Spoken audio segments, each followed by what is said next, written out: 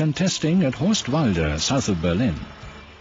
A castor weighing 22 tons is to be exposed to the direct explosion of a liquefied gas tank wagon. The tank wagon is partially filled with around 5 tons of propane. To one side, with the lid towards the tank wagon, is the castor, positioned over another fire trough. As a fire-raising agent, heating oil is placed in the troughs. The test is initiated by remote ignition. After around 2 minutes, the pressure in the tank wagon starts to rise. After about 20 minutes, the pressure reaches 25 bar.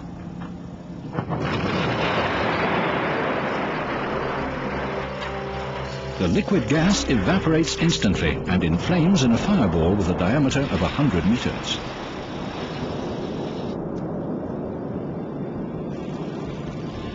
Parts of the tank wagon are found as much as 200 meters away.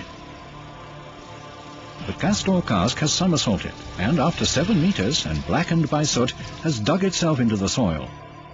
But it has remained leak-tight.